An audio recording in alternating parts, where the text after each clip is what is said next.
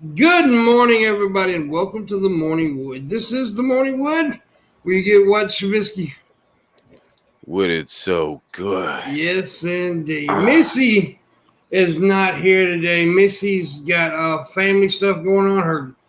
It's apparently it's her grandma's funeral. I think it's her grandma or grandpa. Is it grandma or grandpa? Grandma, I think. Yeah. It's funeral today. So we wish her the best and all that stuff. But we are joined today. Me and Biscuits is joined today by the lovely Tara. How you doing? I'm doing very well, thank you. Good. And also by the awesome, wonderful Mr. Landon Curtin. How you doing? Good morning, good afternoon, or good evening, depending on your time zone and latitude. And hello there, great Pimpmunk, and of course, your greatest and the devil's wifey. Always a pleasure. Yeah. To Landon. Tay Ray. Yeah, Pronounce Tay Ray. Yeah, Shabby calls me Tay Ray. Tay Ray. Yeah. So how's everybody's weekend go? How's your weekend go, Mr. Landon? Well, it's been pretty good. We've been trying to get set up for moving again because I moved once and why not do it again? No, actually, I have acquired a lovely house right up next to the Canadian border. It's within hiking distance of the Canadian border. Yeah. So I'm in a rental house now, and I'll be moving up there because now we bought the house. So I get to move again. Yay! Yeah, that's always fun. But you Pimpmunk, you moved recently, so you understand it's necessary, but it's sucky. Yeah, well, the thing about it is moving isn't just like going one house to another. It's like it takes forever, like months. You're still like unpacking shit and all this shit. So it's not like it's a very long process. Yes, it is. It's ridiculous. Yeah. So this weekend I got started with a little bit of that stuff, but also got some good cooking in. We made some nice dishes, and I'm preparing also for doing a particular white fish and a special spice rub with an Australian fish sauce. There you go. Oh. Well, I set out on a mission this weekend, and I accomplished my mission. Yay! I said Friday, as y'all know, some of my parting words were, I'm going to get laid this weekend. Oh. And by God, Pimpmunk got some pussy. Yay! Did you fuck Congratulations, the dog again? So you're no longer a virgin. No longer a virgin. I felt like a virgin. I felt like a virgin because it was over a year until this weekend. Well, hey! So I got to make some bang. But I made her take 15 tests now. But she was vaccinated. It was vaccinated coochie. So, and I still haven't been vaccinated yet because they don't allow it in my town yet. But or not allow it, but it's not here yet. Oh, she's covered. You're all good then. Yeah. So, but anyways, it's not a big deal. But the vaccination, I can't wait to get that because I want to feel a little bit safer. Yeah. Yeah. It's ridiculous. I got a long conversation with a friend of mine this weekend about how he's like, well, you know that vaccination is killing many people as the corona did. I'm like, are you stupid? Show me one receipt on this. He couldn't do it. Oh, yeah, of course. Yeah. It's all there. It is a sad thing that, depending on what survey you do, there's a number, there's a percent, think of it in percentage, 20%, 30%, somewhere on somewhere where people say that they don't plan to get vaccinated because of various reasons. Like I talked to a lady who was actually a registered nurse, although she was retired, and she said, she's one of these, turned into basically this anti-vaxxer, and that came about through several paths. One of them was that she was doing, she's got religion behind her. Yeah. So she's talking about what she believes. She's got some politics behind her, fermented by, the orange-haired clown. And so she represents a non-trivial percentage They're not a majority, but a phenomenal percentage. And it may be that people like that are going to make it more difficult to reach what they call herd immunity. Yeah. And some of the implications of that will be, worldwide, Yankees stay home, right? If Americans, I guess Pimpmunk would say, behave like dumbasses. Is that the expression? Stupid. Yes, I call them COVIDiots, right? If Americans behave like COVIDiots, they're not going to be welcome in the rest of the world. Unfortunately, like what they do in Australia, where different states can ban people from other Australian states coming in there when they have an incident. We can't do that in the United States because there's a state commerce clause. Where in Western Australia, for example, there were 7 people that were detected having COVID of a new outbreak in New South Wales, Australia. And Western Australia then put a ban on people coming into the state for detecting 7 people. Yeah. That's how you take care of a pandemic. You don't politicize it. You don't allow these anti-vaxxers any kind of platform and so forth. But we have Florida governor saying that he's going to prohibit businesses from requiring people to have COVID vaccinations to do certain functions, like serve people and so forth. It's a you just need to see the mess that our country's in with COVID and the whole state. Well, and you have a different Idiot. orange-haired clown. Yes, not orange hair, but Wild hair. I apologize. No, don't please. He deserves that title. He's an idiot. He is an idiot. Before we get good and started, I do want to say this. I do have this big goal. A week ago, it's a week ago, all week. If I make, it's a big major goal. If I make it by Friday, in a couple of weeks, I'm gonna be sitting up and doing a 24-hour stream. But it's a big goal, and I don't expect to make it, but I'm gonna try to make it. And the reason I want to make this go is because I'm gonna buy there's some equipment that I want to buy for some video making and stuff, and it's very expensive. But if I make $3,000 by Friday, I'm gonna do a 24-hour stream in a couple of weeks. But today's goal is $200. Nice. So help out if you can. Help, please. I need it's very much needed. But yeah. So anyways, one other thing I want to talk about real quick is DMX. The rapper DMX is in. He poor thing. I guess it was drugs. But I read that over the weekend. Yeah, he's in a vegetative state now. Yeah. It doesn't look good. I hate that. Did he overdose and then have a heart attack? Something like that. I don't know. And then they had to put him in a coma. Yeah. To protect his brain. Yeah, I don't know all the details. I know a lot of people are talking, and I'm not one to really spread rumors. So I don't know for sure, but I guess it is drugs from what I hear.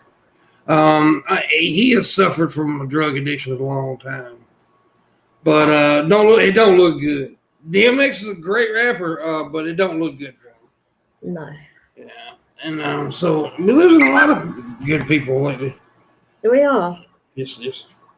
Most unfortunately, Shabby's still here. I'm trying my best, okay? I'm trying to overdose every day. It just won't work. Hold on, let me take another dab.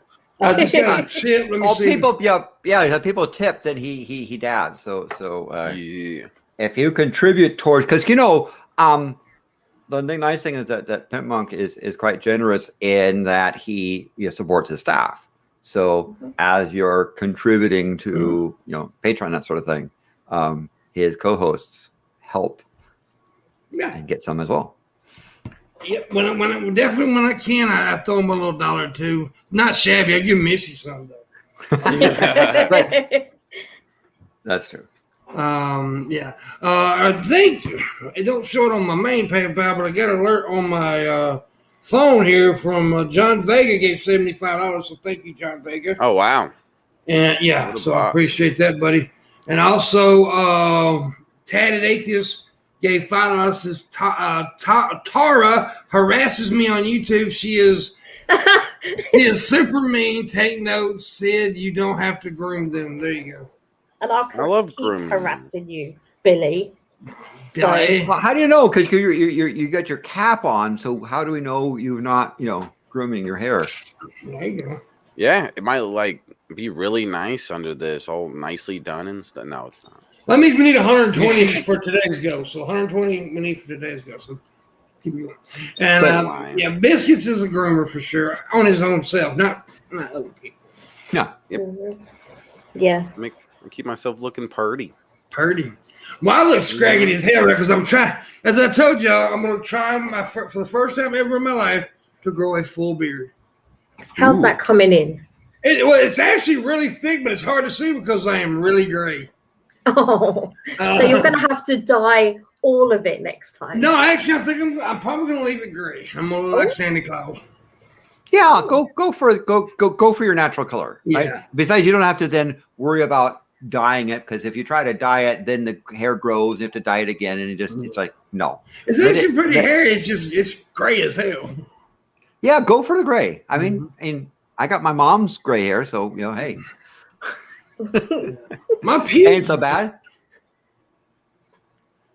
My crotch looks like a roll of toilet paper. Oh. No, but and I say the beard, and a beard will help your techniques there, your weekend techniques there, Pimpmunk. Yeah. Help everybody else keep from seeing my ugly ass face. That's for sure. Oh, I think we got some more tips just now. Rose Black gave $5. Said, "Here's money for the drugs that'll help you stay up for 24 hours." Thank you. Yeah, so appreciate that. So yeah, well, if we do make now, the $200 ain't doing a 24-hour show. We got to make $3,000 by Friday for the 24-hour show in a couple of weeks. So yeah. But it'll help you get the medication so you can do the 24 hours. Yeah, meth. Is that what? But didn't that make you all bony? Well, I mean meth. That's what they said. That's what they said in Squidbillies, right? It makes you bony. Yeah. Well, it does actually make most people, but I actually know a fat meth head. It's unusual, but yeah, most people lose weight on meth. But I know this one chick. She's a big old girl, and she is bad on that shit.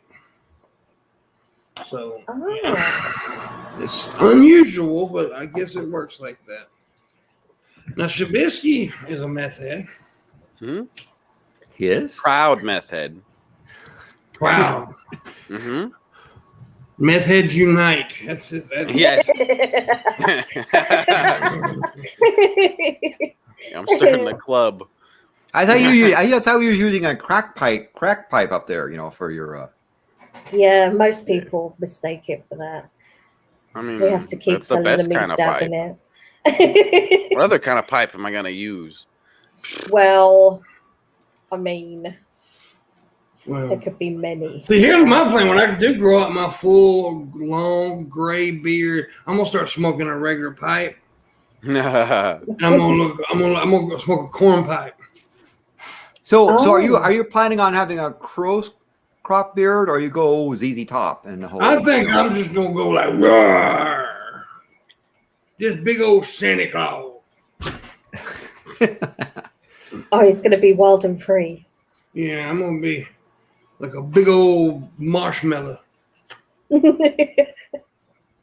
mean, I'm excited to see it come in. Well, it may not be good. Like I said, I've never really tried it because I've always been a little bit hesitant because I do get like right around here. It's kind of patchy at times, but we'll see. I mean, Gandalf is a look, isn't it? Yeah. I'm not gonna go that. I think I'm gonna go full on beard. I'm gonna try to anyway. We'll see. We'll just see. If I don't like it, I'll fucking cut it. So is the like goatee color gonna grow out then? So it's like all oh the same well, color. yeah. I mean, if I don't dye, this right here is dyed. Yeah, I know. So if I don't dye it, I'm not going because I don't like gray. But that's just me personally. Yeah, but just embrace your grayness. Right? I had my first gray hair when I was 17, and I discovered it, and I pulled You've it always off been old. because I wanted more, and my mom grayed early, but at least I got my hair. Yeah. Now Shabisky, on the other hand, he has a cap, so he only has hair allegedly, right? But actually, there's been one time where he actually removed his covering, and I actually got a picture of it. But we'll keep that a secret. It's a mystery. Yeah, he was surprised to see I have a whole head of gray hair too. Like you wouldn't think so by looking at me, but I do. It's true. Yeah, I don't believe you. I need to see it. 72 years old. Yeah. I believe secret. Well, the devil's wifey. It's good to be on a show with you, and in sort of researching your background and so forth. I see that you have on your Twitter handle, Yes. which is a devil hat man is I guess your Twitter handle, if that's correct. And that you have both you have a South African flag, the new South African flag, and a flag of the former United Kingdom on your side. Although it says England, so both are important countries in the Square Kilometer Array project. Headquarters being So are you from South Africa, or you've been there, or? My dad is South African, and I was born in the UK, and my mother has Irish heritage. Yes. So everyone kind of emigrated over here when the apartheid was going on. Mm-hmm. So they settled here, and then obviously when everything settled back down, some went back over to South Africa. So my family kind of stayed here. Yeah. Well, I say I have family, but back in between the 1400s and 1700s that are in Scotland. Although there also are some of the family that moved down to Nottingham region. Okay. But then I've also been very involved in South Africa in the both the armed struggle, and then later on with a tragedy that has emerged in South Africa. Though the country started off with great hope, it's now in a bit of a state. Let's put it that way. Yeah. It started when things started. I kind of take the memory from like when the Rugby World Cup came to like South Africa, and then tourism was getting a big boost, and the economy was everything seemed to be going in the right direction. And then suddenly it's kind of disintegrated more and more as the years have kind of gone on to kind of back to the way it kind of was.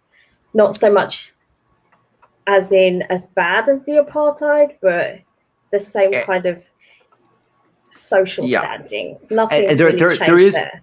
And if you say so even though apartheid is technically abolished, there is still a stratification, and in the current state of affairs as I see it, it's not merely whites colored black. That was the sort of three-tier thing in apartheid. It is now my tribe, all the other tribes, and the former people who lived there, right? And that's a sad thing. The other thing, of course, to be as I see it, is that the country is suffering from essentially a single party rule. And I say that with great regret because again, we can now say it. I can now say it legally, but I was a major contributor to the African National Congress when it was still a banned organization. And assisted people who were present in Robben Island and so forth. And if you catch my drift, and was quite surprised that they had a change of government that was relatively peaceful, right? I expected, I was predicting the South Africa in a bloodbath. Now I'm not so sure. In fact, I see sadly what is still called the ANC as being a divisive factor, not an inclusive factor. So that South African flag is not what the ANC is like. Embedded and abetted by the EFF and other wackos on that side. And just watch the South African Parliament in Cape Town, and that'll give you a little bit of a sense of the sad thing. So the last time I was there was I left in 2018, and I left with a state of saying, I don't think I want to be coming back anytime soon. I'll wait for the elections, which of course didn't help even more. Yeah. Well, that's why my family always kind of took the stance when we were kind of growing up that the children were never going to kind of go back there long term because it was so unstable. Even when it was moving out of apartheid, like the adults, I remember my dad going back with like all the adults, but we were very much kept like over here because they were like, it's still not safe and it's still not where it should be yet. And we were all kind of like, well, isn't it fine now? The apartheid's gone. They were like, no. Well, I'm glad we jumped into the comedy stylings of apartheid. but it is kind of fun. Because I have ended up dealing with this Square Comedy Rate project, which is in Northern Cape. I also developed some really good friendships with people the Khoi San folks. Yeah. And it is interesting watching some of those people come into Parliament and do their native stuff. And it was like, seeing and watching Parliament debate whether or not skinning a goat while in Parliament is considered parliamentary, right? Yeah. That's sort of how they do. That's how they roll. They come in and they're going to discuss something. They're going to do something like skin a goat and put it up, frame it's over, because that's who they are.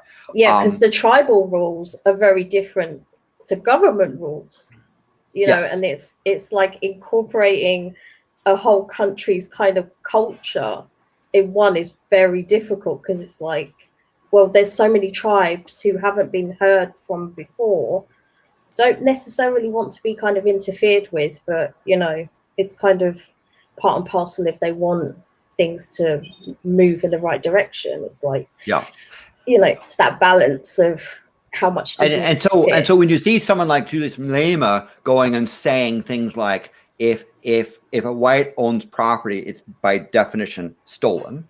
And then the Khoi San saying, you Zulus, you came here with the Portuguese about 400 or 500 years ago. We've been here for at least 120,000 years. Yeah. How about talking about the real landowners? But so these Pan-Africanists don't want to acknowledge who are the true natives of that region because they're different.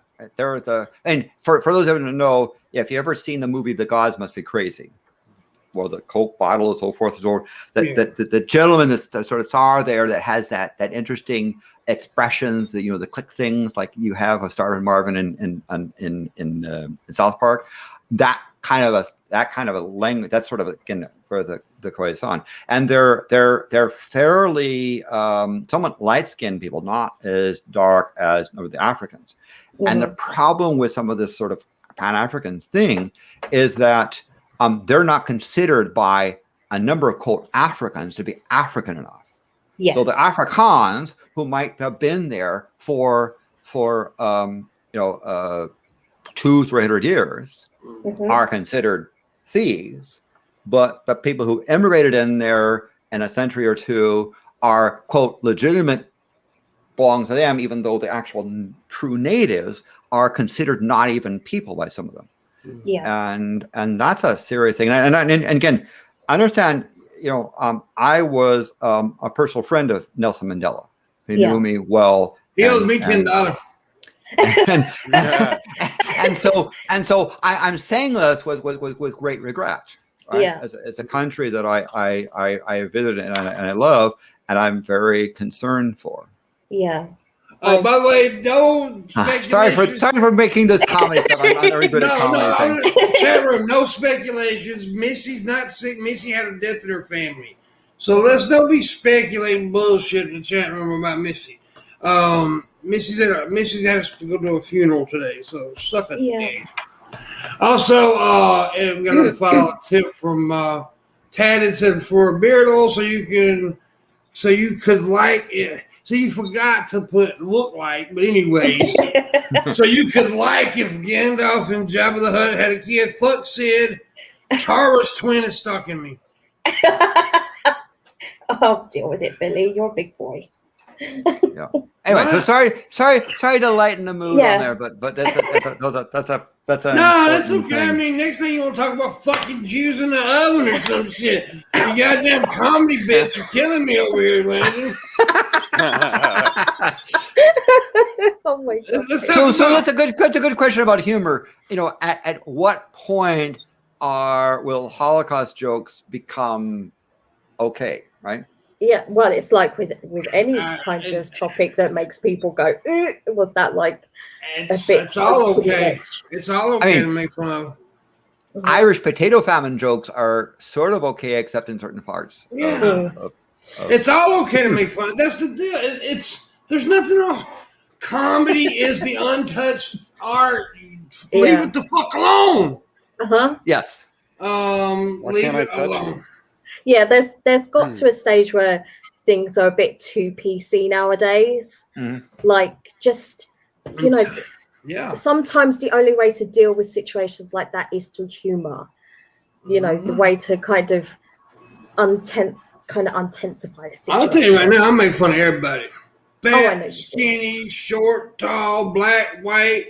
Well, you have that expression you have about y'all or whatever, you know. Fuck all y'all. But you gotta say it right. He says it right. Yeah, it's not fuck you guys, fuck some of you, it's fuck all y'all. Not one, not two, but all y'all. Anyways, but also it's like with timing as well. You know how they say that too soon with like some things. It's like you have to know the time and the place to kind of. It's about time and delivery and all that, and it's about intent. But you know, we've gotten to a point now to where we're such pussies, and then it's like everybody's protected. Well, let's face the fact: everybody's protected except straight white men. Yeah, and poor us. That's a thing that I think people sort of miss. I mean, again, you know, there's a comic that I support. Isaac Butterfield is an Australian comic, and one of his sayings is he will never apologize for a joke. Right? He says, you know, if you're coming to my show, you know, I expect like half of you to be pissed off. And if you come to my show and are shocked, you're either naive or you're, you know, glutton for punishment, right? That's what it is. But he's equal to operating. I mean, he'll go into Aboriginal settlements and say Aboriginal jokes, right? And the thing is, if you've seen some of those shows where he's done before in Native Australian audience, they love it, right? Because he knows how to. He doesn't talk down to them. He insults himself. Yes. First. Yeah. Well, that's the art of insult humor. You can't just go in and insult people. You have to put yourself on the same playing field. Then you insult. I mean, but I hate this whole thing we got right now where we're so selective of who we can make jokes about, who we can insult, and who we can't. It's really selective bullshit. Like, women can make fun of men on TikTok, but if men make fun of women on TikTok, they're sexist. Like this morning, there's this one chick who's very popular. She's got like 3 million fucking followers on TikTok. She's been making fun of small dick fellas lately. And I got on there, and so I did my thing back at her, right? I'm like, I called her floppy twat. And I said, instead of maybe making fun of small dick, maybe you should do some fucking giggles. Fair enough. And you know, so but I'll get shit for that. Yeah, but the thing is, you shouldn't give it and then not be able to take it back. Like you should be able to, you know, if you're gonna fire it out at someone, be fully prepared for what's gonna come back at you. And if you're not, then don't do it.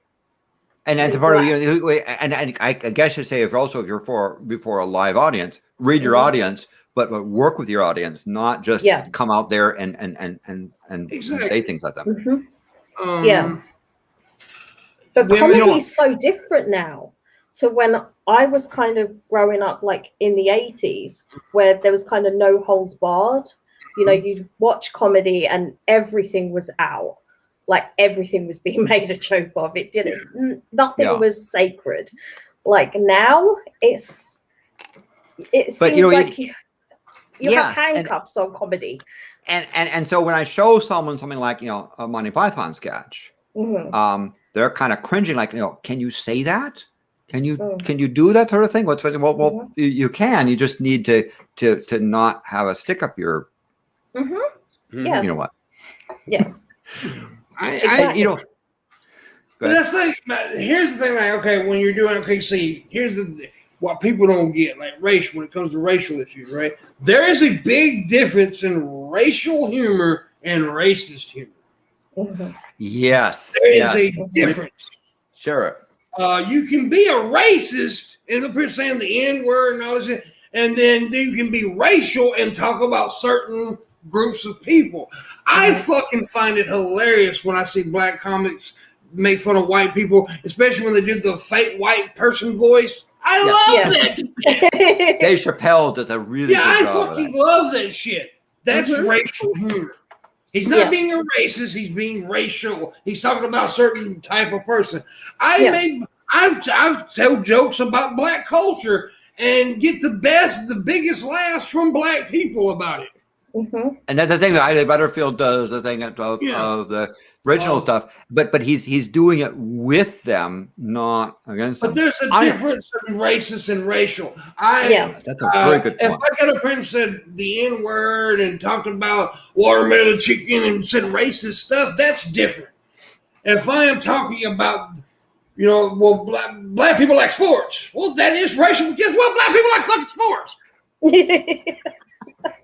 At least most of them. But I have a feeling if Lenny Bruce were alive today, he would be going in to be cancel culture. He would actually approve coming in there and stomping on the PC stuff, the woke stuff. Yeah. I think he would be out there triggering and having the audience, the woke culture people try to shut him down, because I think that part of Lenny Bruce, if you don't know who he was more of a social. He used comedy, but he was a social commentator.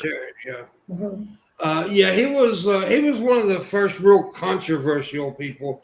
Also, see, the thing about the woke thing, right? Okay, just like with every other movement or whatever. It started out for a good reason, and being woke on certain things is good. But then when you get people take it to the extremes and people get stupid with it, like protecting women. We need to protect our women. However, I will say this. An accusation is not a form of fucking proof. We need to get that idea out the fucking. And there's a certain person. If she happens to listen to that, I hope she remembers that. Yeah, that is one thing I've heard a lot of lately. Well, an accusation is a form of proof. The fuck it is. Pimpmunk raped me. I mean, that is see, if I didn't, but if that is true, then I that's proof that I raped him, because he said I raped him. He stuck his finger up my butt. So I am nowhere. That right there pisses me off.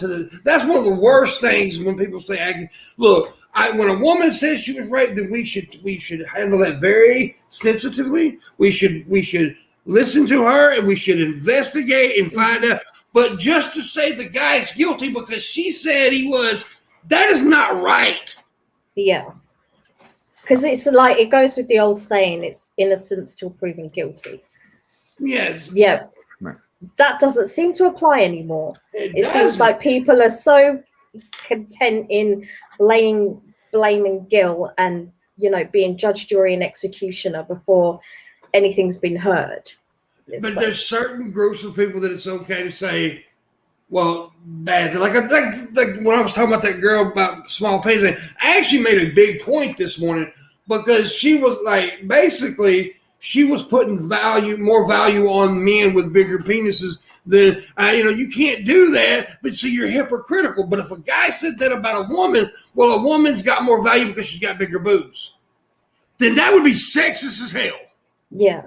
Yeah. See, Yeah. but that's what I'm talking about. We're so selective of who we can judge and who we can say things about, and it's all horseshit. And I think again, we're talking about generalizations. The problem with the sort of the woke culture is a lot of it is based upon prejudice, right?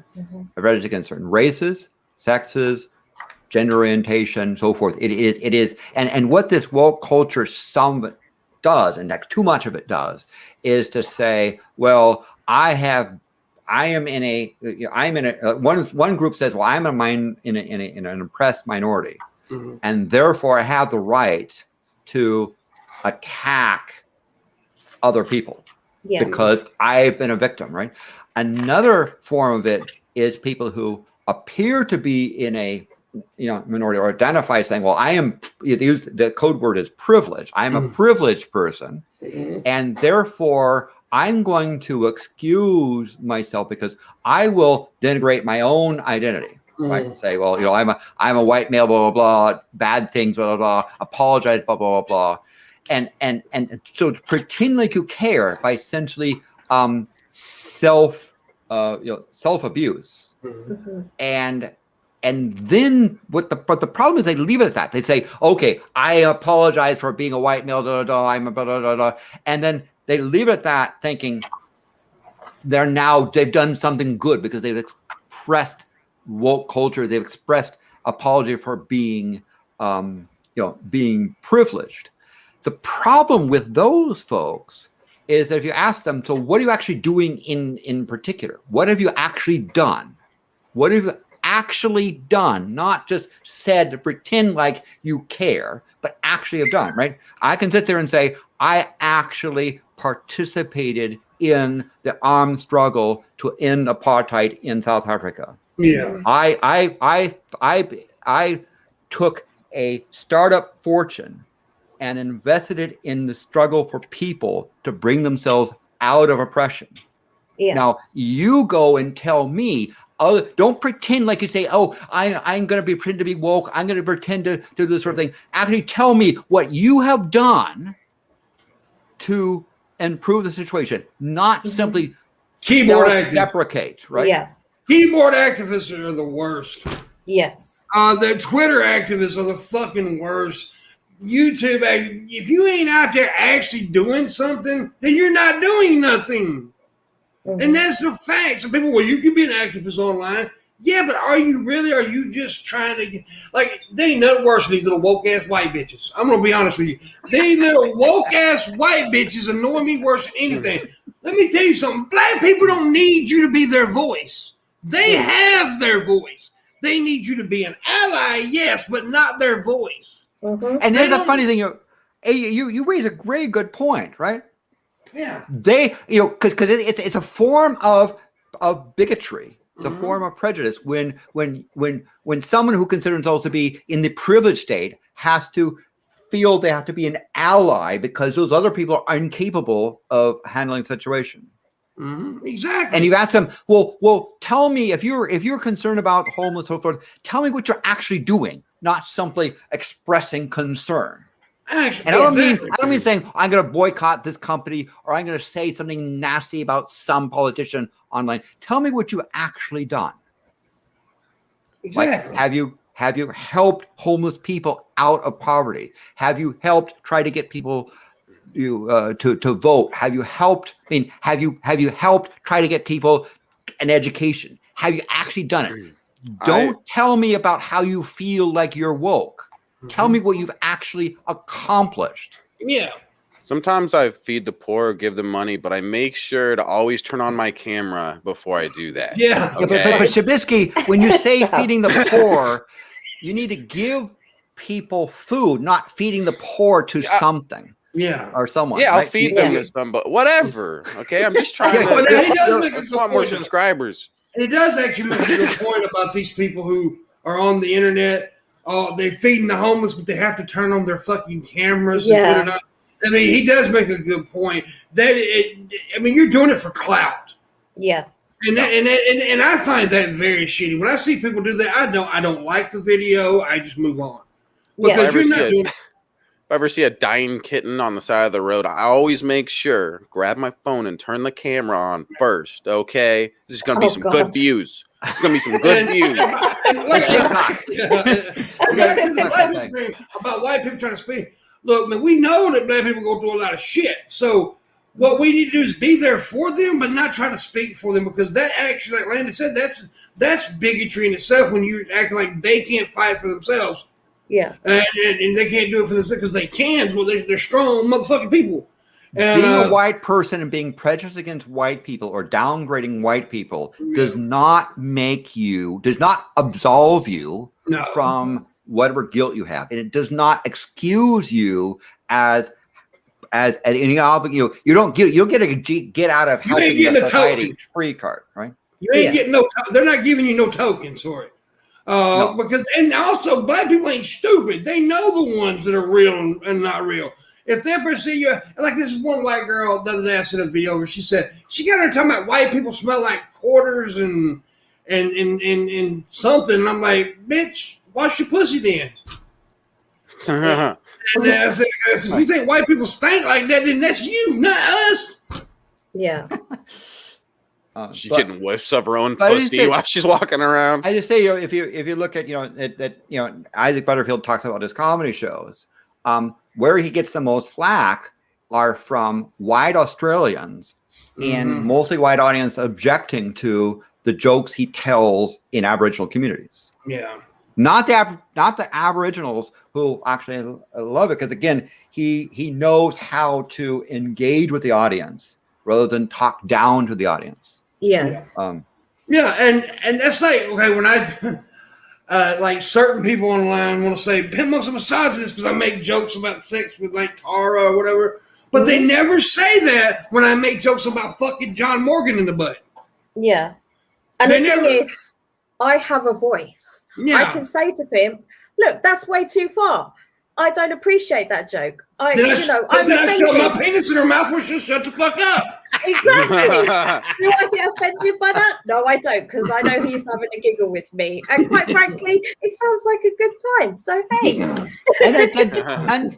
and the devil's wifey, you appear to be able to handle yourself. You don't need someone who's privileged to fix stuff. You seem to be more incapable of handling yourself. Yeah, but it's just like all these little.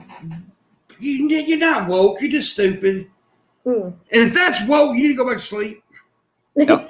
But show to do something, not show it. Now, again, I talked about the thing in the part it was a topical thing, but when that was happening, no one knew, right? It was not only was it not legal in the U.S. to do that because of a certain president who declared Mandela to be a terrorist. But again, I wasn't doing it for social validation. I was doing it because there was a need to participate in. Point in the chat room, Fit Kirby. Basically, what we were saying earlier, you don't need someone to speak for you. Not even my husband. I can do it. Exactly. That's what Landon was talking about with like these little white people trying to speak for black people. They can speak for themselves. That you can be allies and have their backs, but when it comes, they're speaking for themselves, because if you speak for them, then you're taking their power away. Yeah. But sadly, go ahead, please. Go ahead. Oh, go ahead, Landon. No, please. I was saying I sadly live in an area of the country where this sort of this woke culture, this whole social justice movement is quite strong, and someone, for example, talked about how they were a better person because they were going to a class to learn how to apologize for being a white male. And I wanted to say that sounds like you are engaging in prejudice, and you've been practicing prejudice. But if I said that, then I would be part of the problem. I'd be ostracized, and it wouldn't work. It was one of those things where I couldn't. But I do hope to get that person into a conversation where I say, you need to unlearn what you've been taught, because you essentially are you are, in the name of thinking that you are being a better person, have taught yourself to be racist and sexist. Yeah, what you need to do when it comes to racist people, racist white people, you need to hate the racist, not the race. Yeah. Yes. And hating yourself doesn't make it better. No, because guess what? Your skin tone ain't ever hung nobody.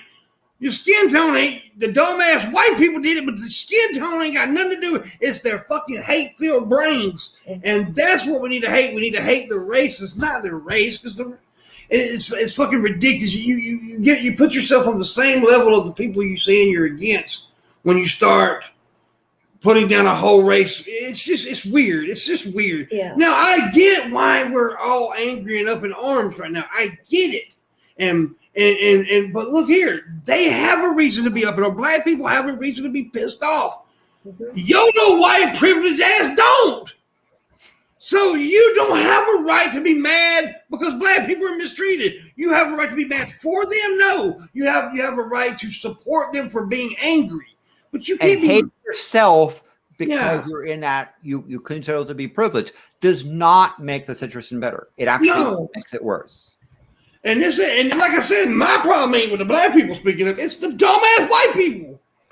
And in South Africa, there was the problem. The apartheid system was actually a minority group of political power that wanted to remain in political power. And when the country changed, when the ANC became unbanned, when Mandela was released from prison, when they had the free election, that was done with the consent of the majority of the quote white privileged people right there. Yes, that it was not a violent revolution where they overcame their oppressors, but it was a combination of allies and people who actually did things. That the lady who wrote the South African Constitution was a very great white lady. I had a opportunity to talk to her, and again, she was at the time was one of the few people in the parliament who would stand up and speak against the apartheid system, and she was like the lone voice, the lone radical off in the corner who was really got a lot of flack for it,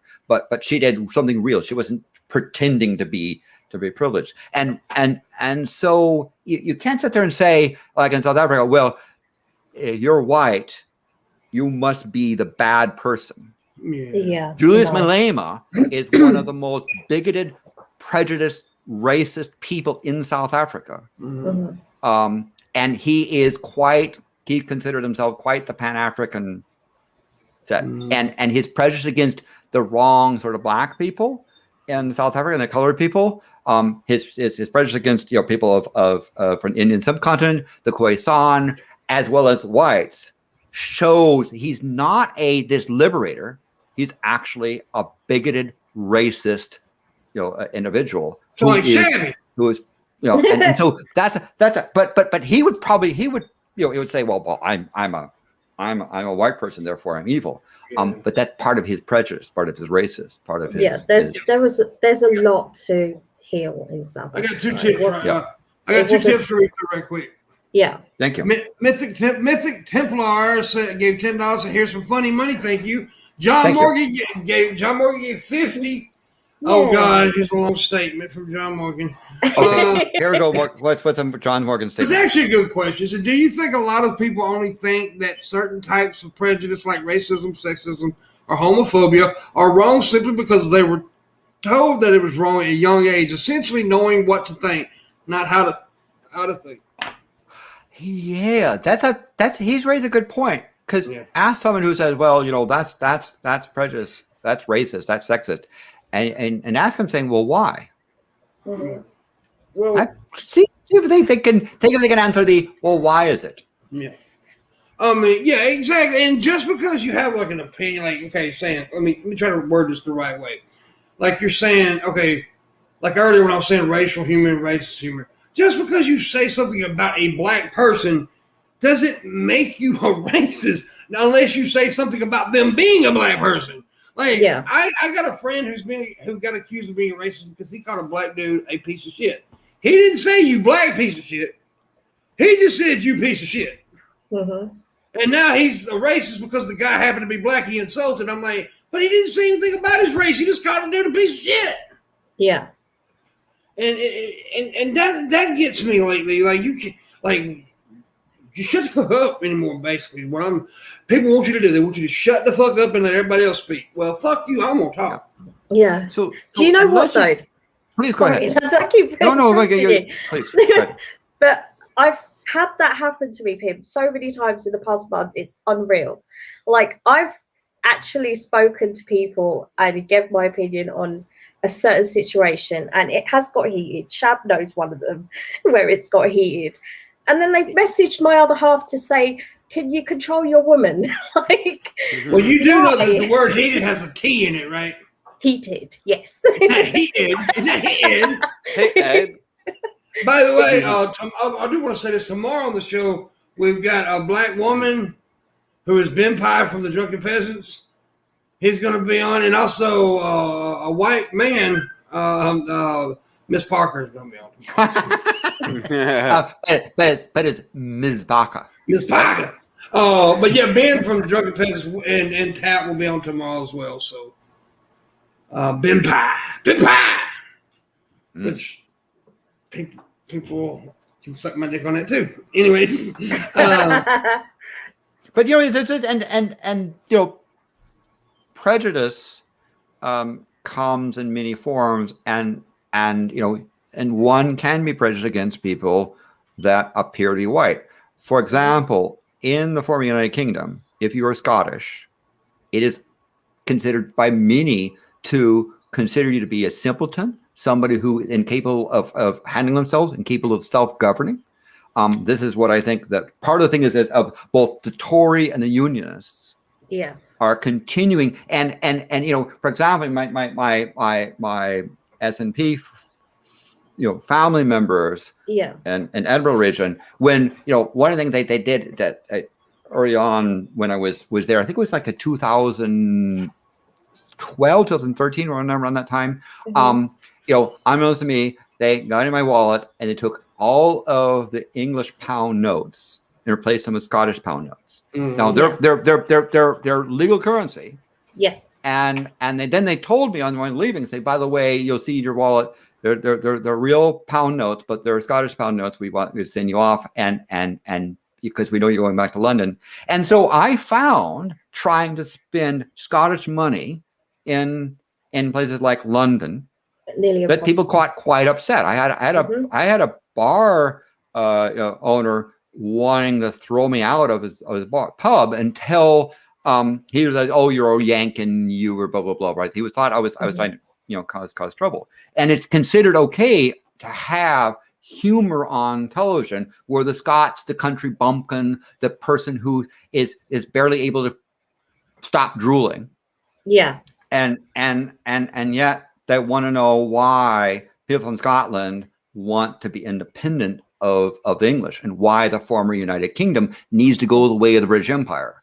But if you go and if you try to make fun of, say, Black people, London East End, that's not okay. Yeah. But it's okay to dump on the Irish. It's okay to dump on the Welsh. It's okay to dump on the Scots if you're and you're privileged, especially if you're in the city of London.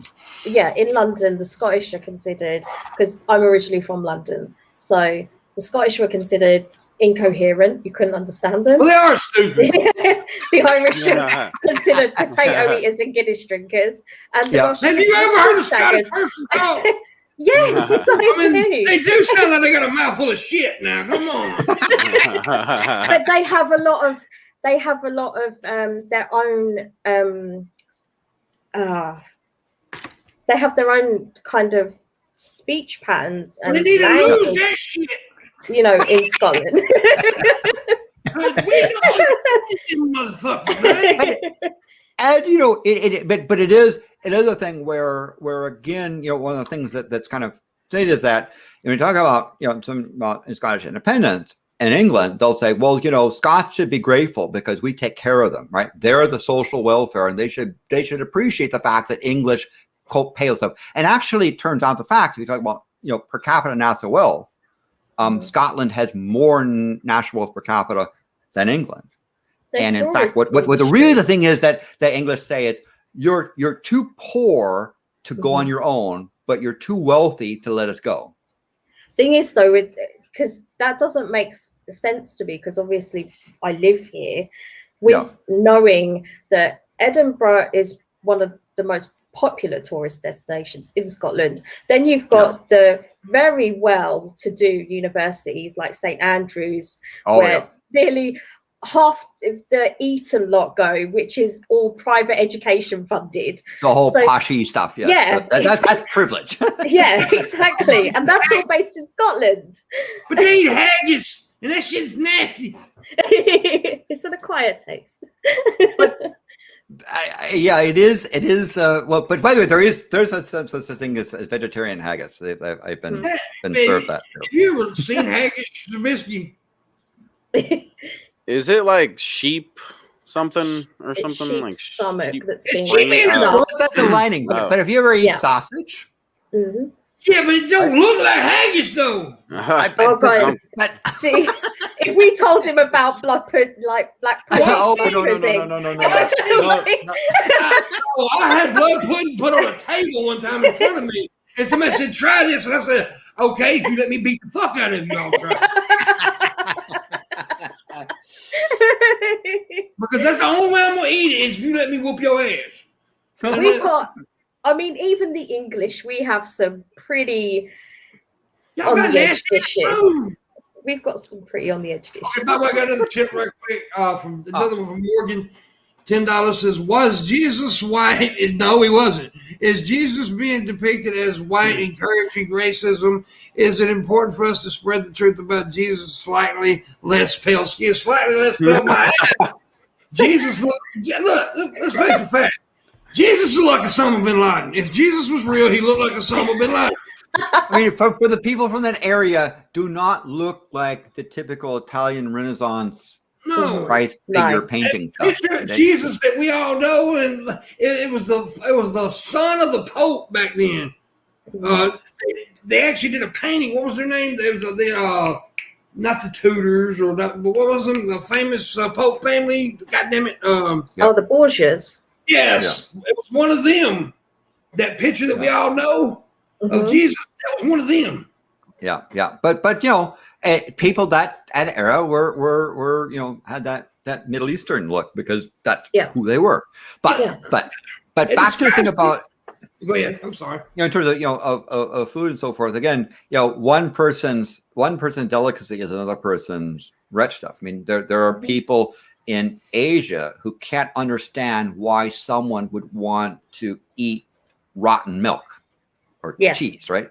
And to them it's like vile, right? How in the world? But then they'll go and they'll skin a bat or a cat and slice it up and serve it as a delicacy. So or deep fried tarantulas and we all got nasty foods. I mean, my dad before my dad died, he eat anything. Eating termites from a termite swarm in the Northern Cape region in Namibia is a interesting. The South got some nasty ass eating that. My daddy would have ate anything off the pig.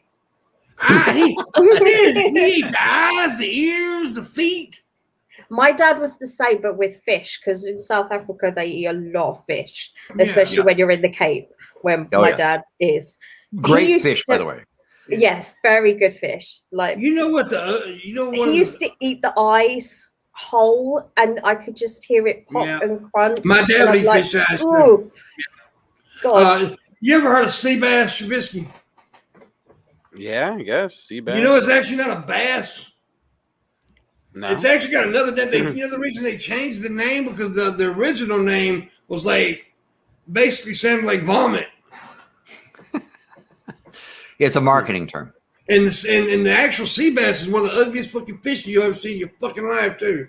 And there is some really good cooking in England, right? One of the things, however, that there's a reputation came from was from the war effort, where during the World War II, there was a very great lack of vegetables, right? And the vegetables that were there came from root cellars that were old. And the only way you could sort of palate or stomach that stuff is to boil them into oblivion.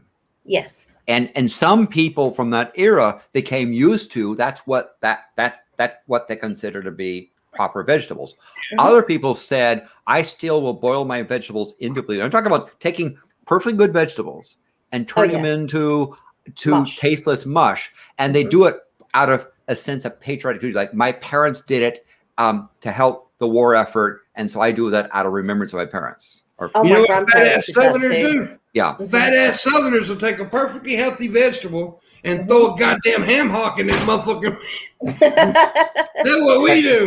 You're saying you're talking about that sort of the reputation of cooking in that area? We gotta do the second hour thing right quick. Yeah, you do the second hour. Yeah, then we'll talk about what you're doing. Shabisky, what are we doing the second hour? We eat demand. That's right, we demand. That's when I tell you to give us money, and you do so. In the description below, Shabisky has a Patreon. Please become a patron of Shabisky. He has game night, movie night, and all that good stuff. He enjoys doing a lot of stuff with his fans, and you'll enjoy it too. Yeah, and he needs the money. Missy has a Patreon. She gives photos for your viewing pleasure, so please check that out. Also, the Morning Wood has a Patreon. Once we get to 300, we're going to start doing private shows, and then that's when I'm going to start divvying out the Patreon money to Shabisky and Missy and me. So once we hit the 300, you want the private shows. Yeah. The private shows of old are legends. And we're going to do the Pimpmunk style. Trust me. Yeah. You want the private shows. I'm going to rape Shabisky's ass. He'll do it. I will. But also, we need 65 to finish today's go. 65 to finish today's go. So please help me get there. And I'm talking to you, John Morgan. 65, and that'll keep us on track. And then for those, if you do a little Patreon money, that again, trust me, the private shows, the Pimpmunk private shows are special. We just got a $20 tip from Kilo. So today, today he says today in 1856, Booker T. Washington was born. Hey, that's cool. Hey, Booker T. Washington, not an amazing person. He owes me $10 too. So we need 45 for the gold. Is that right? Mm-hmm. Yeah. So Tara, you're saying about cooking. Yeah, 45. Yeah, that's it. Yeah, because I was actually talking about this with my other half today about history, because I'm a real history nerd, and especially with going, like, I remember my nan telling me stories about like the war effort, because she came over from Ireland. So she said they weren't too affected over in Ireland when the war kind of first hit. It was more like over in London with like rationing, etc. Because she lived on a farm, so they were self-sustaining over there. But over here, she had recipes of when she used to cook for like her family over here. And she would be like, well, you wouldn't waste any of that dripping, like off the bacon, off the meat, off anything. Everything would be used, like all the things would be mashed down, and then you'd fry it in that dripping afterwards. Like, that's why essentially bubbling. You save the water after boiling the vegetables to make a soup. For soup. And that even the people who, well, after Hitler's gone, the war's over, but they still do it in remembrance of those who did, or because that was how they were raised, how their grandparents. She was still doing it when she was teaching me how to cook. Like, she would cook like cabbage, bacon, and potatoes together, and she would save the water. even though I would be there like, oh my God, it's like really salty kind of, just water. But she's like, no, you have to save it. It's got all the goodness from the vegetables and all that bacon, salt is in there and the fat and everything. It's great. I'll be like, okay, man, whatever you think. And people know me as a really big foodie, wine and food person. And I have to say, however, that some of the best meals I've had have been in Britain, and amazing stuff. And for example, I'm a real I like to explore the fish and chips. Really? Which is fish and French fries, baby. Yes. And mushy peas. And the fact that different regions do it differently. I've been exploring. We do, because some regions will put beer in their batter to aerate it more, and it depends obviously on the type of fish. Yeah, that's done a lot. South, different regions. Yeah, it sounds here like in the it. South, Yeah, we put a lot of beer and batter down here. And of course, wrapping the fish in newspaper. That's an important part of the. Yeah, because the fish got to know what's happening. Yes, and now I hope I don't offend, but some of the more interesting fish and chips and mushy pea combos have been in the Manchester region. Yes, I'm not saying they're the best, but I'd say whether it was. They have a particular style that is interesting, I find. Yeah, they do, and like there's also a little fishing town in Cornwall, and I forget the name of it, but it's a tiny little like Cornish fishing town where they do like traditional pasties as well. And they are so traditionalist down there. They have to have the newspaper. You have to have it open. You have to have it with salt and vinegar, and it has proper to be vinegar. It has to be the proper vinegar. malt vinegar, and they will lynch you alive if you even want to divert away from that. And they're like, really? I've had, I don't know that, but I've had fish and chips in the Cornwall region as well, which is quite good, right? And the style there. So the mushy peas, it's not pureed peas. I think what I appreciate are the peas where you can tell that they're peas, but kind of like like hominy grits, how the kernels have expanded quite a bit. The same thing they do with the peas, where you can still see the outline of the peas. It's not solid. It's not completely pureed. It's not supposed to be completely pureed. You're still supposed to have some sort of texture from the pea as well, and be able to know that it's an actual pea, and it's I see you, MissyAnn. What's up, Galen? But yeah, hello, Galen. There is quite a few areas in England that have traditional kind of dishes, and you very much have to you can bounce from region to region and kind of explore different ones. Yeah, that's the way it is with meth down here. But and in the U.S., some of the most unique cuisines are found in Louisiana, and the Cajun, the Creole, and some of the stuff in New Orleans. I mean, speaking of Galen, he's taken us some amazing places. In there we had for the stuff. I'm trying, and I've really enjoyed it. That remember, you were with us. Yeah, good stuff. It was real good stuff. New Orleans is kind of a big culture pot. Go ahead, hon. I really want to kind of come over to like Mississippi and like the South and have I want to come over to like Mississippi and the South and have a proper. I want to have like a proper boil, like boil. Yeah, like the little crawfish bowl. Yeah. Well, that's more of a Louisiana thing than it is a Mississippi thing, but they have them around here, but not. Not New Orleans and Lafayette and Baton Rouge, as they like to say. They do that a lot over there in Louisiana. The crawfish stuff. G.W. Finn's restaurant. I've heard of G.W. Finn's restaurant. Got on there, but of course the one that I'm trying to remember that I'm name drawing a blank. That one really great place we had with a group lunch.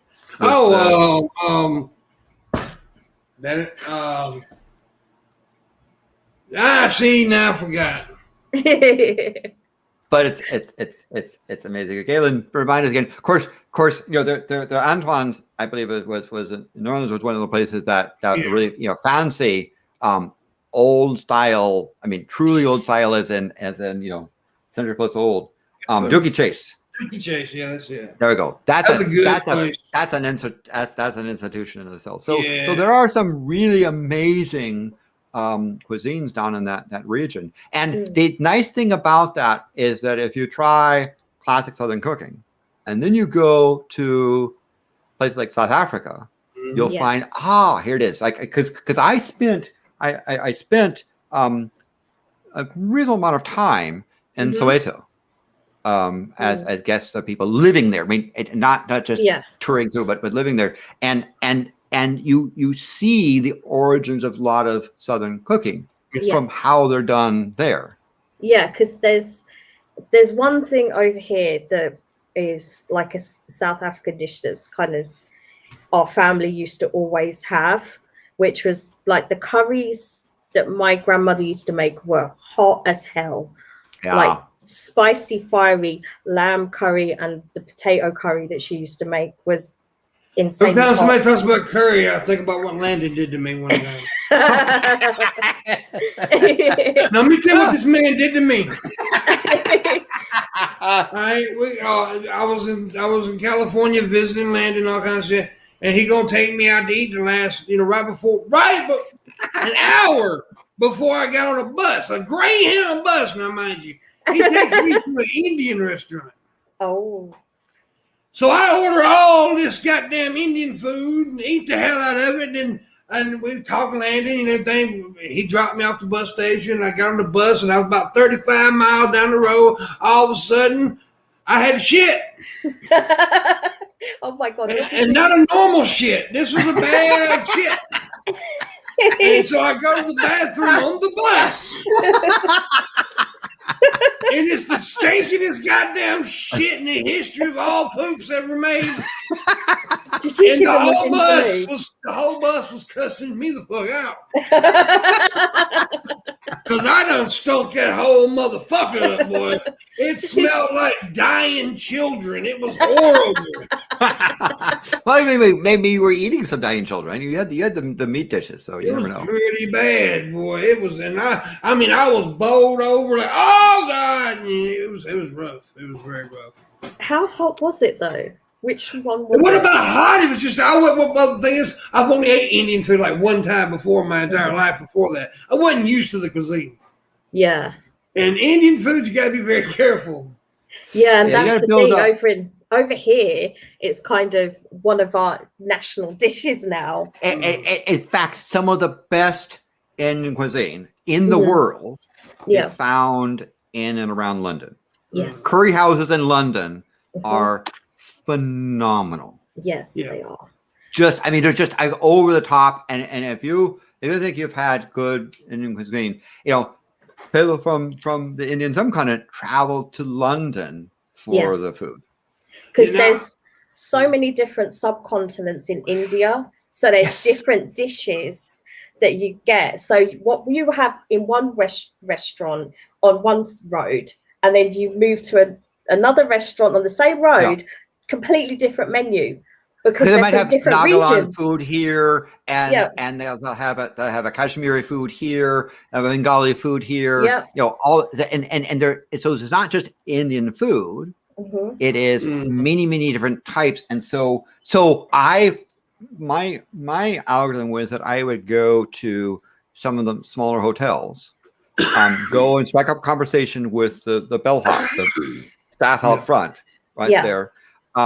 And then ask them, when you go to a curry house, where do you go? Yeah. Yep. Not the third, but where do you go? Oh, down the road, kind of, down the stairs down here. Tell so and so to send you, and you tip them, tip them there, and you'll find because they know where some of those great curry houses are that are not the big fancy stuff. I'm gonna tell you some good eating now, and that's Vietnamese food. I love. Now my favorite cuisine is Chinese. You know, Yeah. that's my favorite cuisine. I love it. But man, I'm gonna take the Vietnamese. Is some bad. They got some of the best fucking spring rolls. Oh yeah, And, they're good. oh, so good. And Galen, I also say that I've had curry house stuff in Oxford as well. That's another place. Oxford, Mississippi. Yeah, I think it's what Galen referred to as Oxford, Mississippi. Mm-hmm. Oxford, Mississippi. That's where Old Miss University is at. Oxford, Mississippi. Yeah. They ain't got much. They got some good barbecue down in there though. Yeah. Yeah. Now, so Pimpmunk barbecue. Where's the best Memphis. barbecue? Memphis, Tennessee is the best barbecue on the fucking planet. There's several places to go. Corky's. Oh my god. Memphis and Northeast Mississippi, right where I'm at, right? There's some badass barbecue. I can't eat much of it because of the blood pressure issue, but if you want a good pulled pork sandwich, around here. Oh. And fish barbecue too. They do barbecued fish there. Well, catfish. I mean, it's Mississippi. That's what we're known for is catfish, right? Well, catfish is fucking huge here. It's our biggest trade. And they do some barbecue catfish. But I've had the barbecued the black and catfish stuff in Memphis as well as. I'm not a big catfish guy. I'm not a big fish guy though.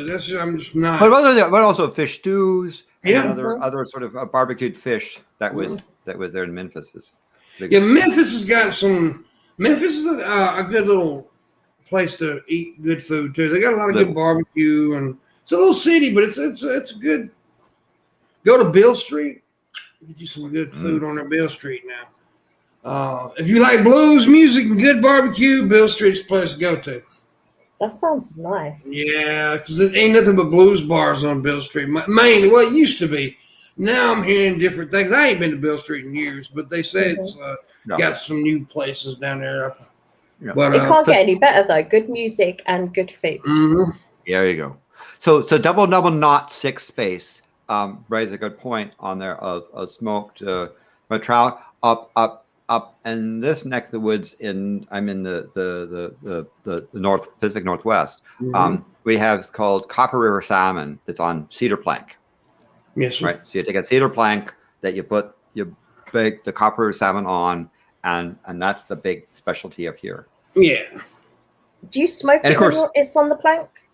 It can be, right, and that's kind of optional whether you want to smoked or not. Depends on your preference. Some people like smoked. I like to smoke stuff, but also can people to do it and very. And of course, we should mention that Galen is an exceptional cook. Yeah, he is great. Mm-hmm. I'm talking about 5-star class. Yeah. I'll tell you what though, I still would guarantee you cannot make a Pop-Tart better than me. Depends what flavor Pop-Tart though. I can put something in a fucking toaster. Let me tell you. Yeah. But in Pumpkin's house, the specialty is the tater salad. Tater salad. His mom's tater. That woman can throw down now. She can throw down. She does this thing like a lot of people have never even heard of this. I think Galen, one time I was talking to Galen about it, and he's like, I'm going to try that because he's never heard it. And I'm not big on ribs, but she does this thing where it's sauerkraut and ribs. Oh, yes. I could see that. It's good. Good eating. I can see that. Yeah, I am pescatarian, not by choice. I can't actually have lost ability to digest both meats and poultry, sadly. But I still love it. So Mm-hmm. You can still suck balls though, can't you, Randy? Allegedly. Yeah. By the way, we still need $45 to finish that string go today. So do that or small children will die in Africa. Yeah. Shabisky where'd he go? He hasn't said shit in an hour. I think we made him hungry, and so he's out looking for someone to eat. Chicken nuggets. He's a bitch. He's such a bitch. I was asking a question. I'm not making a true. statement. I got He's hungry. got yogurt. Yogurt. Are you eating yogurt? My God, really? Did you bring enough for the Yeah. crew here? Here, pimp. Come on, open up. Come on, open up. Come on, open up your butthole. Come on, I'm coming in. Come on. You're an idiot. People don't realize, the Kellogg's, cornflakes and stuff, was a really strange Seventh-day Adventist, and one of the things he was big on was yogurt enemas for health. Yeah, that's weird. Joseph Kellogg was a really strange. He was a strange cat. I've read some stories about him. Yeah, yeah, I don't think sticking your plate up my ass is going to be something I want to do anytime soon. Would you prefer another brand? Because I could go. Got some other brand. What is that, Giovanni or whatever it's called? Yeah, get you some Greek yogurt. Hey, yogurt's pretty good though. I'm kind of glad he's eating yogurt rather than, chicken nuggets all the time. So every time I see him, he's just eating chicken nuggets. He's always eating chicken nuggets. I would say that how the chicken nuggets are done, right? First of all, the part of the chicken that's being used, how they're breaded, what they're breaded with, how they're comes from the nugget part of the chicken, or fried onion. I would prefer, if I were doing, non-vegetarian stuff still, I would be, using, I like the baked, but you marinate the chicken first, and then you roll it in a batter with a nice sauce. You get that nice crispy in there, and then bake it rather than fry it. That's just a preference. But yeah, much better than Colonel Sanders can do. I'll be dissing on the Colonel later.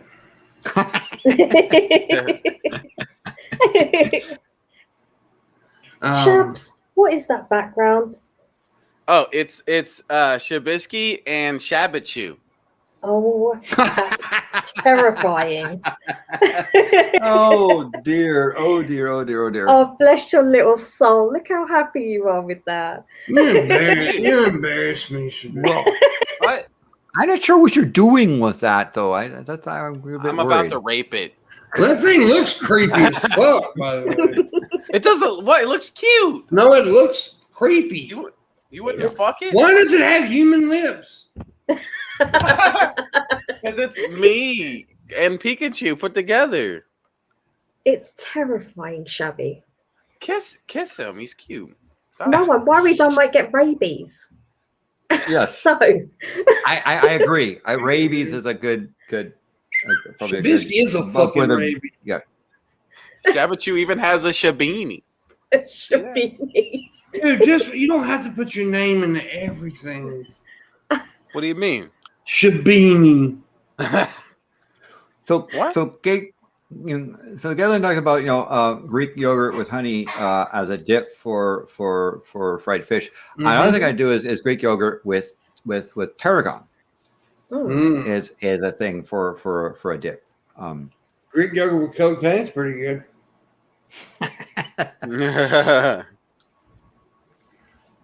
We usually have like a tartar sauce over here for fish. Tata. Yes, tartar. And that's the thing for tonight. I'm making a particular. There's a white fish that I get a bread with ingredients, but I'm going to use an Australian fish sauce. So it's a cup of whole mayonnaise, some tomato sauce, not ketchup, but tomato sauce. Yeah. Some lemon juice, some Worcestershire sauce. Yeah. Some Tabasco sauce, some smoked paprika, and a small clove of garlic. You said that wrong. It's not Worcestershire. It's Worcestershire sauce. How I got his name was a dude who couldn't speak. There's a dude who couldn't speak plain. Come up in here. He ate some sauce and he didn't know what it was. He said, Worcestershire sauce. It's a place in England, yeah. Worcestershire.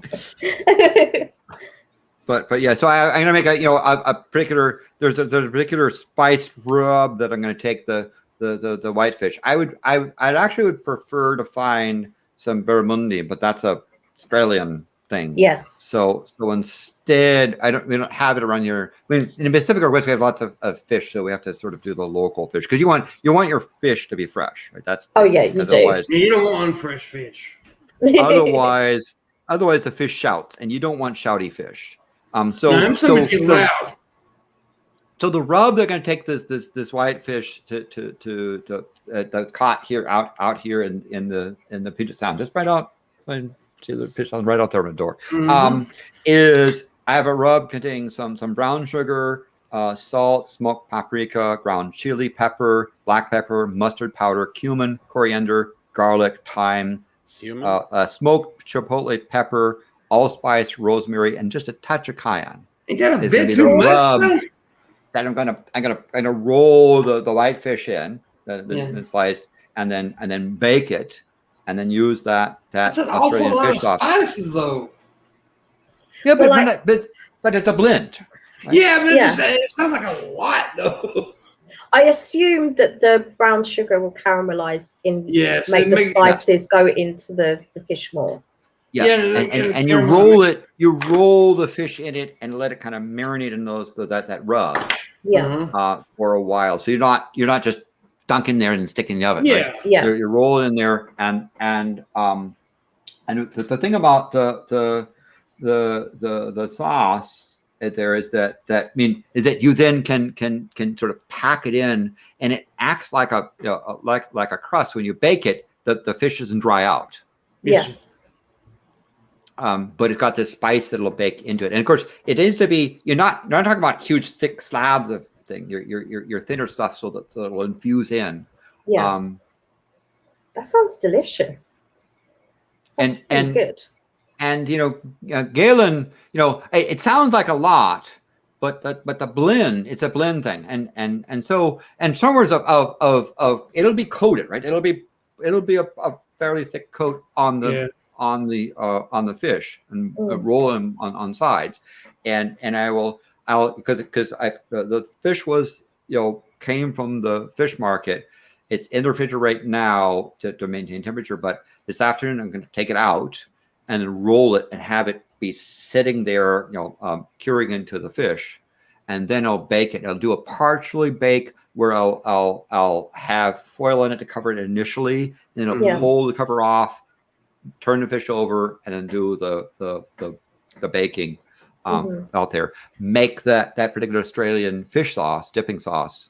And for those Australians out there, that particular recipe comes from Coles, right? Is one of the places that it's part of their recipe that considered to be authentic Australian fish. So what are you going to pair that with? Just a simple salad and potatoes? Oh, so we'll have a good point. We have a fresh salad that we've made yesterday. Has a particular type of from a fairly fresh lettuce. We have this place that sells lettuce heads that are living, right? Yeah. They don't pluck the thing out of the ground and give you the shredded stuff. It's actually the living plant that sits in kind of a tap, and you pull the leaves off so that the stuff is fresh. And then the radishes, sweet onions, carrots, some arugula, and a bit of also I like sort of a bit of coriander, and I'm also somebody who can appreciate some of the spices that are so and of course there'll be a nice honey vinaigrette on that thing. It'll be a side compliment salad, and then of course a wine. I'm going to go radical and go with an actual bold Pinot Noir. Because wine pairing, you can either have the wine complement, like I could do a Chardonnay that's kind of buttery, but that's like you've got a luscious fish and a luscious wine, and the kind of too much of the same thing. So I'm going to go with a wine that's opposite. Yeah, you definitely want a Pinot Noir with that. Yeah. Most people will go with a white wine though. Yes, and that pairs those are sort of equivalent complementary pairing. So the other thing you could do with wine is the palate reset algorithm, which is you take so you start off with this lovely fish sits on your plate. You take a bite, it's wonderful. You take the second bite, it's still kind of nice. By the time you take the third bite, your palate says, yeah, I've tasted it before. It's still okay. So what you do at that point after your second bite is you take a sip of wine. And there you want the wine to be contrasting so that it resets your palate. So when you take the next bite of fish, it's back to that surprise again. Yeah. Right? You're back to you. So to reset your palate, you want a wine that is not like what you're tasting. Yes, busy, dumbass. I know this. Okay. And so you're going back and forth on that. So you do the 2 bites, sip of wine, 2 bites, 2 sips of wine. So there you want a contrasting wine, which is why when someone says you would take a bold Pinot Noir, but here's the thing: the Pinot Noirs. I'm gonna get that type of Pinot Noir, which has one that has a sort of spicy, herbal, spicy overtones as opposed to fruity. Yes. You sound like a fucking bougie ass motherfucker right now. Yes, and Galen says right. Cooking is an art, and your palate. You sit there and say, "Why you have this blue painting? Why would you not put more blue stuff there?" Well, no. You want to have contrasting stuff there sometimes. Sometimes it's the contrasting that's important. Sometimes it's the blue and green complementary colors together make a pleasing thing. Sometimes it's the contrast, just like in jazz, right? Jazz has a lot of disharmony to create a harmony. Yeah. So you can all have everything be in the key of C, da da da da da da type of thing, or you can do some of the discord, dissonance sounds that are contrasting to the melody, with great improv, and that's cooking the same thing. You can sometimes have things that are complementary and some things that are counter. Yeah, because it's kind of a bit like the same as like when my granddad in South Africa would cook. We have hot curry, but we have sweet rice. Yes. Now, over here, sweet rice is like rice pudding. It's a dessert. It's not considered something you have with a main meal. But in South Africa, you have sweet rice to complement the hot curry. The seed rice, and isn't the seed rice slightly sticky? I mean, it's not it's not like a bunch of rice grains in a bowl, but it's a little bit of a. It's like I guess you describe it as the rice is kind of melted, and there's a little bit of a gelatinous thing that goes through there.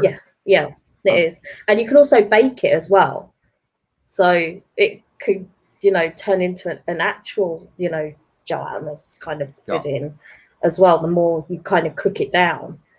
But like people over here don't know what the hell I'm talking about when I say, "Oh, do you want sweet rice for your curry?" They're like, "What are you talking about?"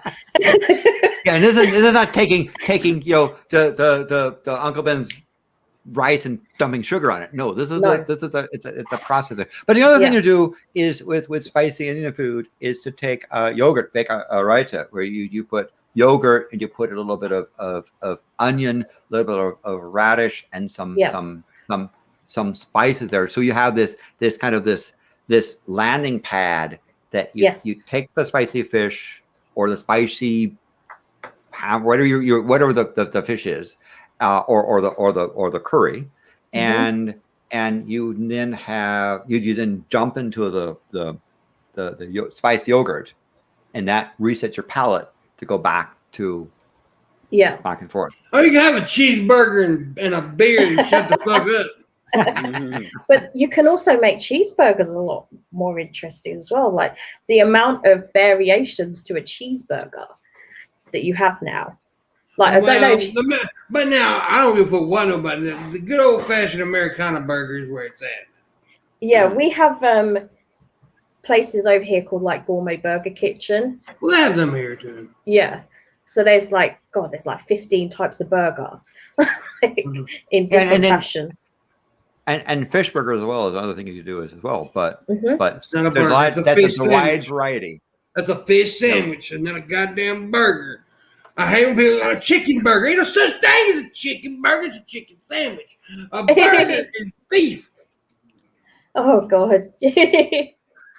And there's a whole debate about what's a sandwich and what's a Yeah. I won't. I'll leave that for the experts on it. But in Australia, one of the things that is common with burgers is that they use beetroot. Yeah. Right, a slice of regularly pickled beetroot. On the burger, which is whatever the meat or the fish is, and then the bread is not something that's not that sugary, fluffy bun thing you might get at a Burger King, right? And sometimes actually real bread. Yes. Right. And they will take the bread, they'll toast it, they'll butter it, they might even add some spices onto it, and then the other thing that seems to be common with Australian burgers is that they don't put big leafy stuff. Like you don't sit there and have this giant, leaves of lettuce, right? They shred the lettuce almost to turn it like a coleslaw. Mm-hmm. They don't put pickled cucumbers on it. That's the thing that sort of is no. Instead, use pickled beetroot. So imagine your patty, beef or fish, that's been cooked, sometimes even cooked well, added to it kind of a coleslaw sort of salad, shredded salad, so that the leafy things, as an expression they have, is green things must die, right? they take other leafy things and they shred it into fine texture. Yeah. And then they add a slice of beetroot on top of it. And then the sauce, they do a tomato sauce. It's not this sweet, sugary ketchup that you find in the States. It's more of a savory, almost like I guess for Americans, I would say a tomato paste. Yeah, it's like a garnish. Yes. So they fuck it up. Yes. And Galen's right about the shredded. He gets that shredded too, and you put it on the bottom. Yes, the layering of the thing is also important. Yeah, they tend to have a lot of tacos as well in Australia. Yeah. Yes. With like tortilla kind of bases. Yeah. And by the way, the expression "fish on a barbie," only an idiot will barbecue shrimp, because shrimp will be all through the grill, right? They take prawns and they'll barbecue prawns, but shrimp are tiny things that'll fall through the grill, and so there's no fish on the barbie. That's not. That's true. I like hot dogs. Shut up. With ketchup. No. Oh God, Galen makes good coleslaw. The sugary ketchup. But I tell you, that breakfast we had at Galen's house, Pimpmunk. Yeah. That was some good eating. It was good stuff, man. Sure it was. It was real good. Real good. Galen's an amazing chef. He really is. He's an artist. Yes, he is. Quite an artist. Very much so. Very much so. Just like I am with pissing. So speaking of that, how many dollars do we have to go for the goal today? We got $45 more $100. 45. 45. 4,500. Yeah, $45 more dollars and we've reached the goal. Well, hey. Maybe try beer. Beer brats are awesome, actually, fitting Kirby. Yeah, I like beer brats. Brats are good. I tried that, Shabby. They're asking you. Yeah, I don't know if I've had beer brats. I've had brats. Yeah. Well, that's just brats cooking beer. Yeah, I've definitely had brats before. Brats are good. So Galen says, I may make, the French toast. French toast. Yeah, Galen made a French toast. Yeah, he's talking about. I wish I would have made him, because I make good French toast. I do make good French toast. I can cook a few things pretty good. Man, you grew up in your mama's house, so yeah, I make a mean ass French toast though. That's one thing I'm really good at. I'll have to try that. That's the thing. When finally the COVIDiots are over and I can travel with impunity, I can do the train. I have to go swap by Milwaukee to see the Milwaukee Atheists. do a live atheist Sunday school thing, then go to Urbana Champlain to say hi to some researchers I used to support and I'm retired, and then I head down, set a New Orleans train down to Memphis area, and then stop by to see Mama Pimp. I was laid over live in person. I was laid over in Champaign because the train had problems, and there's some badass restaurants in that little town. Yeah, it is. There's one place right there beside the train station, and that place was so freaking good. Oh yeah, I know what you're talking about. Yes. Yeah, it's really good eating. It packed though. You had to wait in line for a long fucking time, but it was good eating though. I can't even remember what I had, but I remember thinking, "Damn, it was good food." And so anyway, come down and visit Mama Pimp and try that. But while I'm there, you can make me your French toast and. Yeah, I'm gonna get you a hooker. How can you resist that offer? Now, 0006 says you have to use Texas toast for French toast. What is Texas toast? It's big thick toast. You don't have to use Texas toast. You can. It's just that big old thick shit. Big old thick bread. Well, maybe Galen could weigh in as well. I mean, because if the bread is too thick and you're trying to French toast it, then wouldn't that going to impact? Because it'd be harder. Because you don't want. I don't think you want the center of the interior of your French toast to be mushy.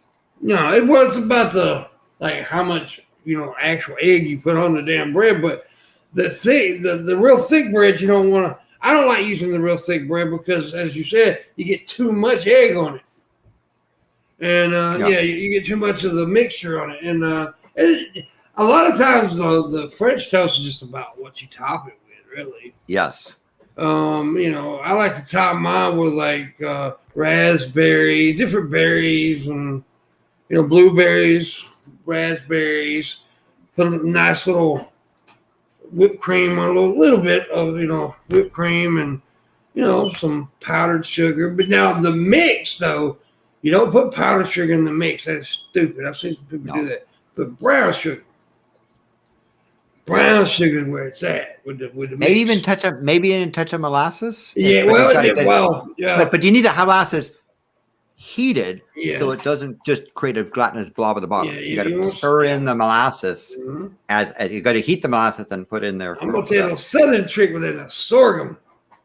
Yes. Well, sorghum, which is where the molasses stuff. Sorghum. It's very good, but you don't put too much because it get too heavy. Yeah, because sorghum's a very heavy syrup. I mean, it's a very heavy molasses. Cane syrup is another way of doing it. Agave nectar is another way to do it as well. If you're worried about your glycemic index, but Galen says that brioche bread does quite well. I made some French toast, but I wanted to try something because I like to try things with my French toast. I took some mandarin oranges and I grilled them. Oh. And not grill them, but I put them on a skillet and let them fry. Yeah. And a little bit, and kind of toasted the mandarin oranges, and then put a drizzled syrup over the mandarin. It was really good. That sounds good. Yeah. Let me check my Go, see if we made it. Tomorrow's show, remember, we got Ben, we got Miss Parker, and Wednesday we got Fit and Curvy on. Yay. So, yeah. And so, go ahead. Yeah, go ahead. And so you're having a all-star cast there. Yeah, I was just in that like I always do. Who's going to be on? What the fuck is this? I don't know what is this, David? You came in here, David. What is it? So 0006 base. You talked about real vanilla, and my preference for real vanilla. I prefer the French Polynesian vanilla from places like Tahiti, Tahara. And in fact, and of course, I'm not talking about the vanilla extract. I'm talking about real vanilla beans, right? That they've taken the bean, because it's part of an orchid. It's come from an orchid that they have taken and massaged the bean while it's on the plant, and then plucked it and made sure it's laid out, and then dried it slightly, but it still is supple, right? And so you then I have a liter jar of because I bought a half kilo of vanilla bean, right? I'm glad you finished that. And vanilla bean is like second in price only to saffron, right? So you like massaging beans, do you, Landon? And yes, there's You massage my beans, Landon. But then you take a liter jar and you fill it about a third of the jar with Everclear, right? You want high alcohol, but no inherent flavor, and you put the vanilla beans in it, and you cap it, and you leave it in a shelf, a dry, cool part in your pantry, right? And so if you need just a little bit of touch of vanilla, you take an eyedropper, you go into the alcohol, you puck up thing, and because now if you look at the color, it's a very, very dark brown that you created in infusion. When you need the vanilla bean, you can take just a snip of it and cut off and shred it into salad. But again, fresh vanilla that you can preserve, and so those beans will last for 20 years or so and still be quite good. Yeah. Cool. That's cool. This is a bougie ass conversation. So Tara, tell me more about some of your cooking you do from. That was nice having you massage your bean, Tara. My bean was very well seen too. Thank you, Pimp, this weekend. But my cooking is very mixed because of my heritage. Because I've got an Irish grandmother. I grew up in England, and my grandparents were South African as well on my dad's side. So I have essentially 3 cooking cultures to draw from. Whereas I enjoyed cooking with my grandmother when I was growing up. So she took the Irish side of, the meat and 2 veg, which is the basis of most Irish cooking. Yes. And obviously she also baked as well. So she would teach me how to make desserts. So like apple pies. We would go, blackberry picking, apple picking to actually get the ingredients first and then prep them. And that was our weekends, just fully cooking. And she would, make sure my bake sales at school were well stocked. So that was all good. And then I had my grandmother, who was my South African side. It was very much a family thing. The dynamic between my Irish side and South African side was very different, because my South African side, it was a family affair. So my father and my uncles would be outside tending like the barbecue, having a beer. Yes. Braai. That's the braai is, and that's yes. Yeah, it's not a barbecue. They have a special braai, which is a clay. Yes, good stuff. But over here, it's in England. They didn't have that. They have the standard barbecue, because we don't have them over here. But in the kitchen, however, is where my aunts, my grandmother, and me and my sisters would be. So we would be doing like the sides, so like the salad, the potatoes, and it would very much be us kind of getting together. They would be gossiping, obviously, and the fellas would be out there, having a drink, and the women would she'd be teaching us all how to cook. Yeah. And like you said, with like spice blends and making sure food was seasoned, and over there they use Coke to tenderize meat, which a lot of people are like, hang on a second, you use Coke? I'm like, yeah, like the steaks would be tenderized in like Coke and seasonings before it went on. A lot of people use Coke, like Coke in a lot of different. Yeah, but it's like even some fries, they use Coke in a braai and stuff. Yeah, Coke in the chicken as well. They would use Coke as like a caramelized kind of coating on the chicken to hold the seasoning in as well. So it's a very differing. And then obviously I go back home and I want to learn different recipes. So when I was a kid, I would get recipes from a magazine. So I'd be getting recipes for like goulash and God knows what else. And I'd be trying them out because my whole family would be cooking, essentially. And then we've got English roasts every weekend, things like that. So that's why I kind of love cooking now. That's Yeah. awesome. That's awesome. Our family did something similar, but we did it on how to make drugs.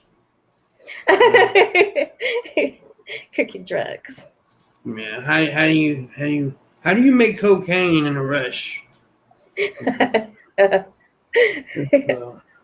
So you had a bit of a Breaking Bad going on at your house then? Yeah. No, my mom's really into cooking. She's always has been. That was she had a couple other sisters, and my grandmother was a really good cook, but my mom was the only one that took interest in cooking. And and so she's really big into like creating her own recipes and shit like that. And I like eating it. Mm-hmm. Yeah. That was my specialty. Eating. But Yeah, that's the thing. I want to learn how to make like more like Southern American dishes. Well, yeah, a lot of Southern recipes, as Landon mentioned earlier, are also African recipes because of slavery, right? Yeah. Slavery brought the recipes over here, and that's how we. But like down here, people are like, okay, up north and stuff, people call it soul food. Mm-hmm. But down here, white people and black people just kind of laugh at that because down here it's just food. Yeah. Yeah. Because white people and black people basically eat the same, Mm-hmm. Collard greens, mac and cheese, all that shit. That's just, and not the kind of mac and cheese you eat, biscuits out of the box. No, we're not talking about that kind of mac and cheese. We're talking about where else is it supposed to come from? Oh my God. We made macaroni and cheese from scratch. We made our own pasta. We took the cured a cheese. We had a whole spice stuff on there. It was kind of a whole big thing to make high end, top of the line macaroni and cheese. So a simple dish like that can be done elegantly if you do it right. It's good. Yeah. Do it right is good. And a lot of people's problem is that they don't know how to cook the noodles with mac and cheese. Like they'll cook them. You can't do that. You got to cook them al dente. Yes, you got to get you got to have a little, be able to stand a little bit of bite, right? Yeah. Yes. Not mushed.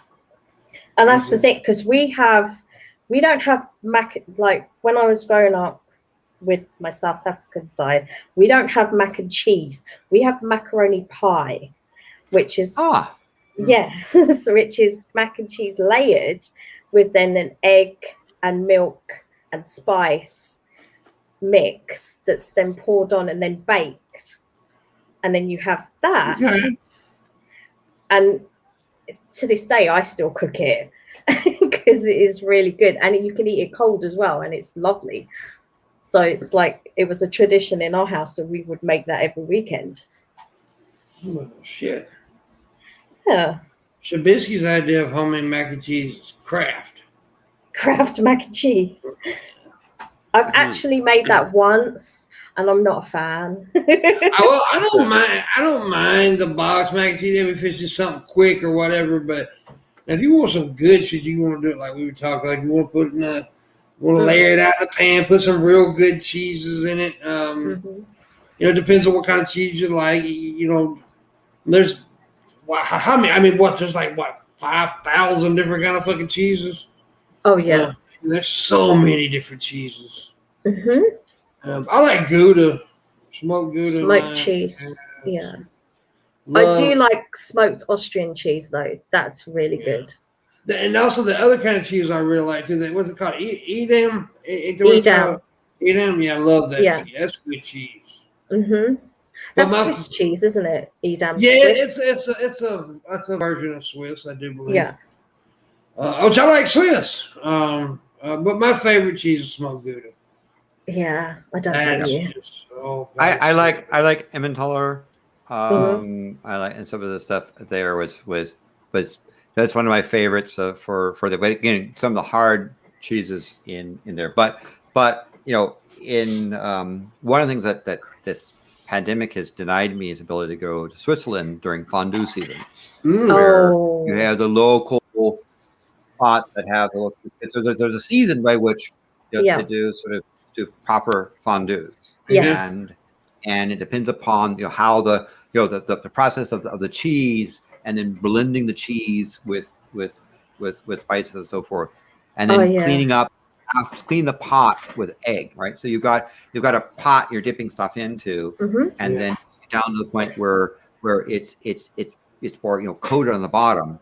You then take a raw egg and dump it in there and cook the egg, which then holds in the rest of the cheese, and it has sort of egg cheese souffle that you clean the pot with. Well, we got 5 minutes left of the show, and we need $45 to finish that goal. So hurry up, you motherfuckers!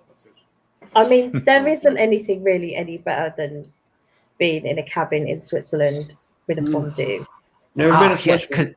Because there's this place up on top of Mount Pilatus, in the Lucerne, and they have actually a private tram that goes up there to the chalet. Yeah, and you then have your meal and have this stuff. This they call it Swiss Cafe, but it's not. It doesn't really have coffee. I think it's an excuse to basically have spiced out hot alcohol. Yeah. And you're up there at altitude and you're having a good time. You're singing and so forth, and then they have rooms there to stay overnight. So you can, wake up in the morning and rehydrate and get a breakfast and then go back down. Yeah. Well, of course, when you go to the chalet. Because I always wanted to go to Switzerland because as a kid, I used to go to the French Alps a lot. So we used to have like fresh crepes and everything. Oh yes. And do the raclettes where they take you're outside on a flat rock and you build a hot fire, and the hot fire has a metal ring around it. And what you do is you move the hot fire where you've got some good coals to the side, and now you have a hot rock. You then put your meats and your vegetables to sort of fry them on the hot rock, and then with a sort of raclette type style cheese. And you eat that, and then where by the time you finish that initial bite, the fire has now heated the rock on the other spot, and you move it back, right? So you're moving the fire back and forth, having this hot rock. You then put the thing in it, and it's outside, right? It's outside. Did Landon just admit to doing rock? But sometimes being outside in a really nice scenery, crisp, yes, Swiss mountain air, and so forth, with the snow. Y'all motherfuckers don't know a good time. I bet y'all ain't never cooked a pig in the ground, have you? No. In Hawaii, yes, the pig in Polynesia. Well, we do it down here in the south too. That's a good eating. I tell you what, you cook that pig long enough, when you pull it up, that shit'll just fall off the fucking pig. Yeah, have like the taro root. And the tea leaves and the well, that's Hawaiian shit. Now down here we throw Polynesian. Well, yeah, out here we do it Mississippi style. We throw goddamn everything in it, motherfucker.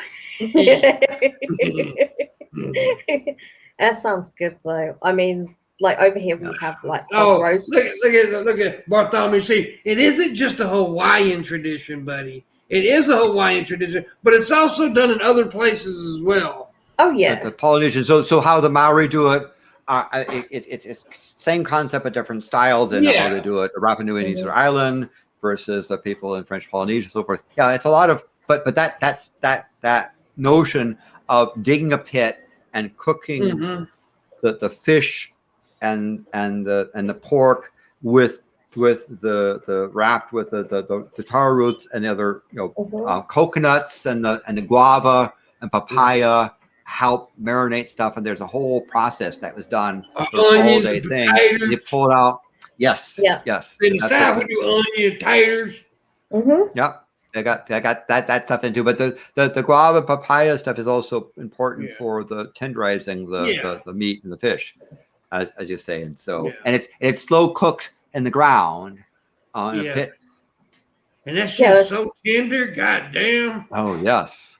But there's a lot of things like that with bushcraft, with how to cook with rocks and underground in pits to essentially make ovens, with what you have around you. Well, yeah, I mean they had to do it back in the old days, And I'm also one of those strange howlies that actually like poi, and particularly the two. I don't think I've ever had poi, to be honest with you. it's a. I mean, it is kind of a maybe some people acquire taste, but it is actually quite. There's quite a delicacy when it's done very well. Is it spicy? No, No, I don't know nothing about it, so I don't know. Mhm. more of a. It's more of a root paste type of thing. So So it's like a paste. It's like what comes out of Shanny for Christ's cooch. It's a paste. Allegedly. It don't taste, but from what I eat, crunchy maggots. Hey, a lot of people eat maggots. Did you know that maggots is a very big form of protein?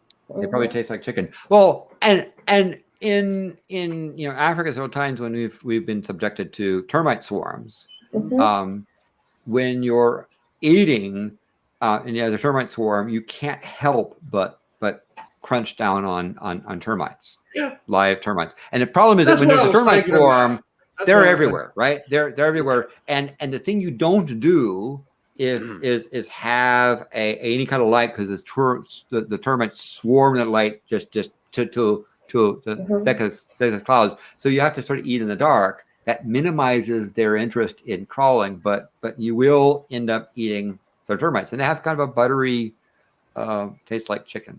Yeah, they've got a grub as well in Australia that looks like a giant maggot, a witchetty grub, and apparently that tastes like oysters. Like they bite the head off it. I'm gonna tell you something right now. You ain't never ate until you eat some good old fried green tomato. God damn it!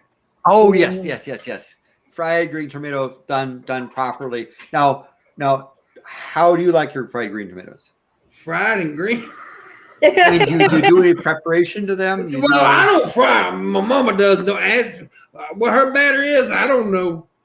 Yeah, because you're not talking about a raw tomato you bake. You got a batter. This is a fried, and there's a batter thing, and there's a little bit of just like with everything, everybody has their own kind of batters, their own spices and whatever. But Mom, I don't know what else she does to hers, but them was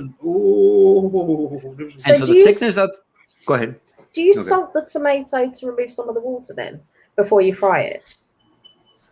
Well, one thing that we've done is pick the type of tomato that because some tomatoes are more juicy than others. But you want to slice a tomato and put it on kind of a grill. Let the drippings drip down into spot, because you could use that the drippings from the tomato are actually quite good to be put in something else. Yeah.